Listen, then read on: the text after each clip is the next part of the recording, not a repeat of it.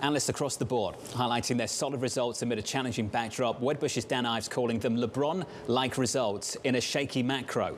He goes on to write, quote, "The iPhone beat was front and center and is clearly an indication that where gains in China are continuing despite a murky macro, Apple remains our top tech pick." Dan Ives joins us right now. Now, Dan, I know you're constructive, so work with me. This is from your own note. Total revenues down year over year. Let's go through piece by piece. iPad revenues down year over year. Mac down year over year. China down year over year. Dan, is this a growth stock anymore? Yeah, but look, you got to think about the 500 bip headwind from FX, which is important when you look at what real constant currency growth is. Look, China increased 500-600 bips sequentially, and I think into the next few quarters you're going to see growth. And go into next year, double-digit growth. I think it's about that install base. I mean, they're further monetizing it. They're gaining share in China. And ultimately, from a street perspective, it was a Goldilocks quarter.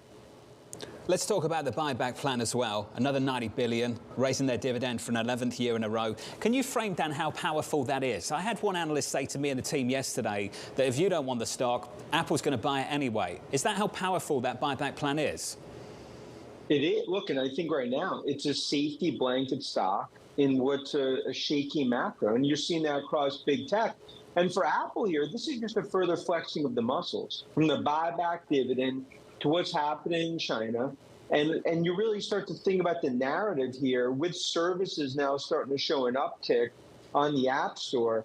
If you think about the reasons not to own it, I get valuation as some continue to sort of view a glass half empty. Some of the parts, we think this is a stock that goes north of $200. Services came in a little bit lighter than expected, Dan. The way you painted the picture just then was a constructive way. Why is that?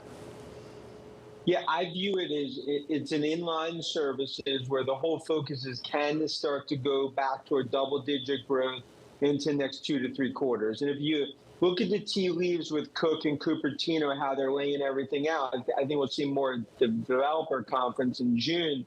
I think this will be back to double digits in the next 3 to 4 quarters. And just given the macro, it's sort of a shining light in a dark storm. And that's why I think more and more investors that were underweight Apple and they continue to yell fire in the crowd theater, they're just going to have to be forced to owning this because of what's ahead on the product cycle. Dan, I was speaking to Pierre Farago of New Street Research. He's kind of middle of the road on this name. And there's huge conversations about how to value the stock, what multiple to put on it.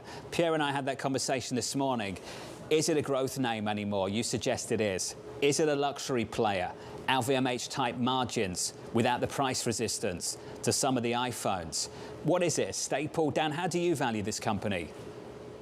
Well, first off, in margins, Keen talks about this a lot. If you look now with owning more and more of the chips in the supply chain, I mean, margins are actually increasing, even in a negative growth when you factor currency in.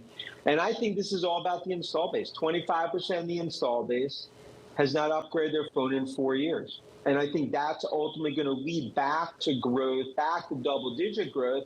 And China, it ultimately is increased not just sequentially, but into next year. So in the macro, it's obviously better than anyone out there and from a tech perspective. But I think it's about what it looks like into the next 4, 6, 7 quarters. Betting against Cupertino, I mean, it's like betting, against Steph Curry, in my opinion.